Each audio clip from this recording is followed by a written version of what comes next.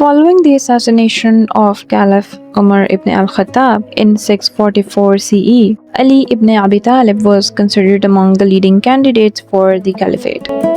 However, the Muslim Consultative Council, or the Shura, ultimately selected Uthman ibn Affan as a member of Banu Umayyah clan as the third caliph.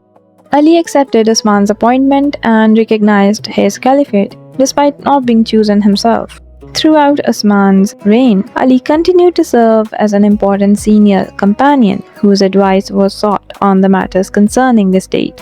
As Uthman's caliphate progressed, political dissatisfaction increased throughout different provinces of the Islamic State. The reasons behind this growing unrest remain disputed among historians. Many contemporaries and later historians attributed this opposition to the accusation of nepotism, preferential treatment towards the members of the Umayyad clan, perceived leniency towards the tribal rivalries, and the dissatisfaction among provincial groups. Despite increasing opposition against Uthman, Ali refused to support the rebels who sought to depose him. Insurgents even proposed supporting Ali as an alternative caliph. Ali rejected their proposal and refused to exploit the political crisis for personal advancement.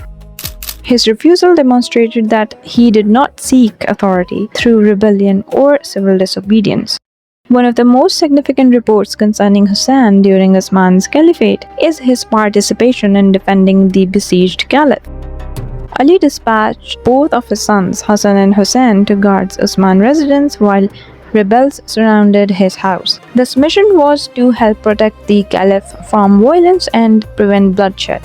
Despite their efforts, the Egyptian rebels eventually broke through and assassinated Uthman in 656 CE. This report is frequently cited in Sunni historical works as evidence that Hussain neither participated nor approved of the rebellion against Uthman. Hussein's participation in defending Uthman illustrates several important characteristics of his public life. He had respect for the legitimate caliph despite political disagreements, rejection of rebellion and political violence, commitment to preserving Muslim unity, and the willingness to place himself in danger in defense of the head of Muslim community. These actions also reflected Ali's own policy of opposing unlawful violence while simultaneously criticizing aspects of Uthman's administration. The Muslim community was now divided, angry, and uncertain about the future. A dangerous power vacuum had emerged. In this atmosphere of crisis, many people in Medina turned to Ali. Unlike previous caliphs, Ali was not selected through a formal committee. Instead, large numbers of people urged him to accept leadership. Reluctantly, he agreed and became the fourth caliph of Islam. But becoming caliph did not solve the crisis. In many ways, it marked the beginning of a far greater conflict. The first challenge came from within the Muslim community itself. Many prominent figures demanded immediate justice for the murder of Uthman. Among them were Aisha, the widow of the Prophet Muhammad, along with two respected companions, Talha and Zubair. In December 656, Ali's forces confronted the opposition near Basra, in what became known as the Battle of Camel. Both Hasan and Hussain accompanied Ali during the battle. Ali's forces ultimately defeated the opposing coalition. However, the victory failed to restore political unity as Muawiyah continued refusing to recognize Ali's authority. Although they shared the goal of restoring stability, they disagreed with Ali on how quickly the perpetrators should be punished. It was a historic and tragic moment. For the first time, major companions of the Prophet found themselves on opposite sides of the battlefield. Thousands were killed. In the end, Ali's forces emerged victorious. Talha was killed during the conflict. Zubair withdrew before the fighting, but was still later killed. Aisha was treated respectfully and escorted back to Medina under Ali's protection. Although the battle ended, the deeper divisions within the Muslim community remained unresolved. Soon another and even greater challenge emerged. After becoming caliph, Ali transferred the capital of the Islamic State from Medina to Kufa.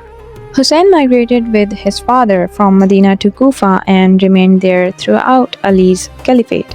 The move exposed Hussain to the center of political administration and military affairs during the First Fitna. Hussain lost both his grandfather and mother while still very young.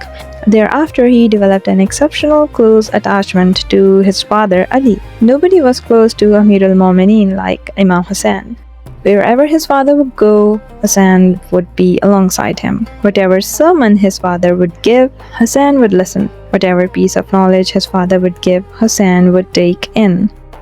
During Ali's caliphate, Hussain also observed the political instability of Kufa. Kufa became the capital in 37 Hijri. It emerged as the principal center supporting Ali and the Ahl al-Bayt. Early political Shiism first developed there as a movement advocating Ali's political leadership. Despite this support, Ali himself often expressed frustration with the people of Kufa because of their inconsistency and the failure to support his policies.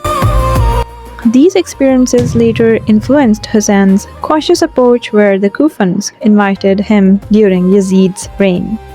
In Syria, the powerful governor Muawiyah ibn Abi Sufyan refused to recognize Ali's authority. Muawiyah was a relative of the slain Caliph Uthman and argued that justice for Uthman's murder must come before any acceptance of Ali's rule. Ali, meanwhile, faced a difficult reality. Most of those involved in the unrest against Uthman were now part of broader coalition during his comment. The conflict between Ali and Muawiyah culminated in the Battle of Siffin on the banks of Euphrates in 657 CE. Both armies remained in camp opposite one another for nearly 3 months. Only intermittent skirmishes occurred initially, but major fighting erupted afterward. As the battle intensified, Muawiyah's forces reportedly raised copies of the Quran upon their lances, calling for arbitration to prevent further bloodshed. Ali agreed to arbitration under considerable pressure. Thousands of Muslims died fighting fellow Muslims. Neither side achieved a clear victory. As the battle dragged on, a proposal was made to settle the dispute through arbitration. Representatives from both camps met to negotiate a solution.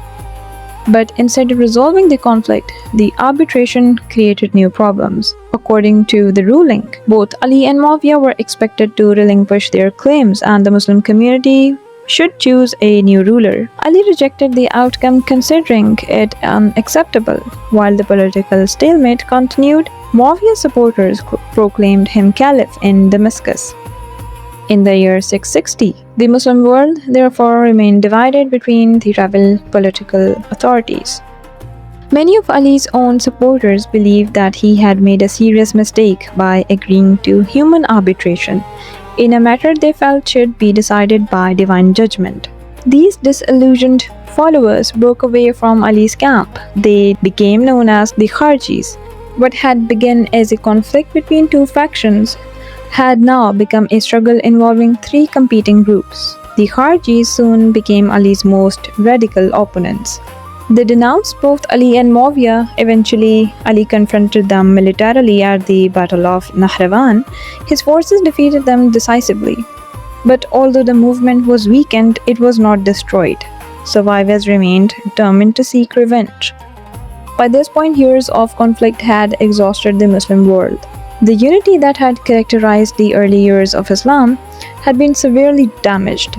Ali's authority was increasingly challenged. Then in January 661, tragedy struck once again. While leading the morning prayer in the mosque of Kufa, Ali was attacked by a Khariji named Ibn Muljam. The assassin struck him with a poisoned sword. Ali survived briefly but died from his wounds 2 days later. He was approximately 62 years old. His death, the era of Rashidun Caliph, was drawing to a close.